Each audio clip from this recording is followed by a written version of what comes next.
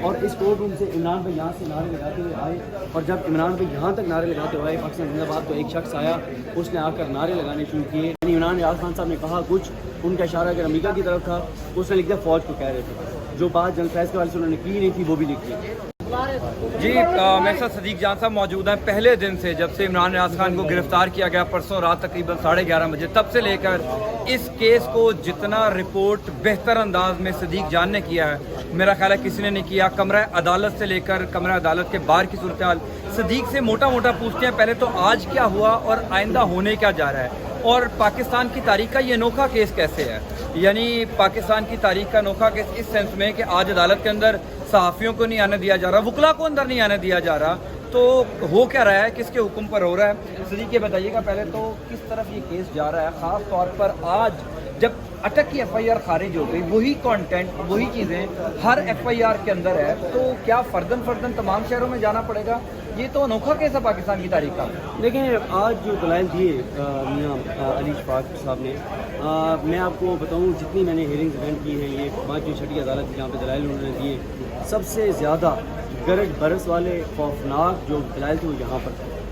اور سب سے زیادہ جو دو نمبریاں پکڑی گئیں سرکاری وکیل کی، وہ یہاں پکڑی گئیں. سب سے زیادہ وارداتیں یہاں پکڑی گئیں، رنگے ہاتھوں میں پکڑے گئے، الفاظ خود سے ڈال دیے عمران ریاض صاحب کے منہ میں. یعنی عمران ریاض خان صاحب نے کہا کچھ، ان کا اشارہ اگر امریکہ کی طرف تھا، اس نے لکھ دیا فوج کو کہہ رہے تھے. جو بات جنگ فیض کے والے سے انہوں نے کی نہیں تھی وہ بھی لکھ دی. سب چیزیں ہو گئی، لیکن نا بہت مایوس کن بات یہ تھی کہ چلیں جج صاحب نے جسمانی ریمانڈ تو نہیں دیا، جوڈیشل کر دیا. یعنی کیس جو ہے وہ ڈسچارج کرنا چاہیے تھا. جس طرح سے جرأت کی دو مجسٹریٹس کو میں ضرور اپریشیٹ کروں گا.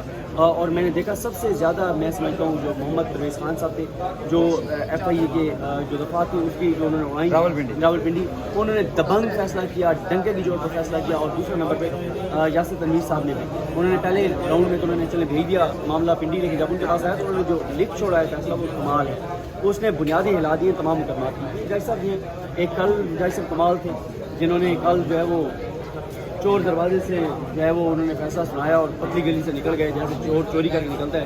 اور ان کی بھی سمجھ نہیں آئی، کوئی ایک پوائنٹ بھی نہیں تھا لیکن کر جوڈیشل. آپ نے بہت زیادہ کورٹ کی ہیئرنگز جو ہیں وہ رپورٹ کی ہیں ماضی میں بھی، اور یہ والی بھی کر رہے ہیں. اس کیس کا مدعی کہاں پر ہے؟ ساری ایف آئی آرز آ رہی ہیں، مدعی کہاں پر ہے؟ مدعی وہی ہیں جن کے نام لکھے ہوئے ہیں یا کوئی اور ہیں؟ لیکن میرا خیال ہے مدعی اب تک کسی کیس میں بھی مدعی جو ہے کورٹ روم میں نہیں آئے. شاید اس کی وجہ یہ ہے کہ تقریباً جو مدعی ہیں وہ اشتہاری ہیں، فراری ہیں، مفرور ہیں اور کرمنلز ہیں. ان کو شاید یہ ڈر ہے کہ کورٹ میں آئیں تو پولیس والا دیکھے گا یار یہ تو مجھے مطلوب ہے، یہ تو میں سے ڈھونڈ رہا تھا، یہ کہاں سے نکلا ہے. تو اس لیے کوئی مدعی آتا نہیں ہے کورٹ روم میں. اور اب یہ جو عمران بھائی والا معاملہ ہے یہ عید کے بعد تک چلا گیا ہے. اب ڈیفینیٹلی یہ جو ریلیف ملے گا یا لاہوری کورٹ سے ملے گا یا سپریم کورٹ سے ملے گا. ہماری دعا بھی تھی، خواہش بھی تھی، ہماری چاہت بھی تھی کہ عمران بھائی جو ہیں وہ عید سے پہلے آ جائیں. لیکن میں آپ کو بتاؤں جتنے دن عمران ریاض صاحب رہیں گے جیل کے اندر رہیں گے، اتنا ان کا قد کاٹ بڑھتا چلا جائے گا اور اتنا ان کا جو مقرور چہرہ ہے جو یہ کروا رہے ہیں وہ بے نقاب ہوتا جائے گا. اتنا اس امپورٹڈ حکومت کو جو ہے وہ منہ کی کھانی پڑے گی، اتنا یہ ایکسپوز ہوگی، اتنا یہ کمزور ہوگی. اور میں یہ سمجھتا ہوں ہمیں تکلیف تو ہے، ہم سے زیادہ ہم جتنا بھی کہیں گے لفاظی ہوتی ہے. جو خونی رشتے ہوتے ہیں نا ان کو زیادہ ہوتا ہے. ظاہر ہے ان کی بیوی ہے، ان کے بچے ہیں، ان کی فیملی ہے، ان کے بھائی ہیں. میں آپ کو بتاؤں زین بھائی صبح ہم پہنچے اتنی، یعنی ہم ان کے سامنے نہیں وہ شو کراتے نا ورنہ ان کے بھی حوصلے ٹوٹیں گے. اتنی تکلیف ہوئی دیکھ کے کہ ساری رات جیسے کہتے ہیں نا ایک ٹانگ پہ کھڑے ہونا، ماموں، کزن، بھائی ایک ٹانگ پہ کھڑے، اتنی مطلب یار تکلیف کی بات ہے.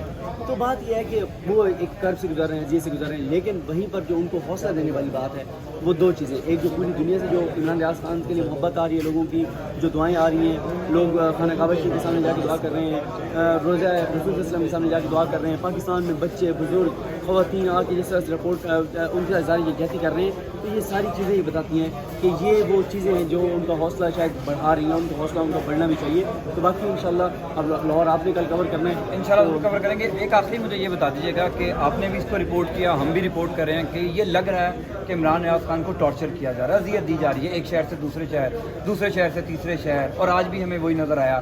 کل پورا دن پیش نہیں کیا، کہا گیا رات کو پیش کیا جائے گا، رات کو بھی نہیں کیا.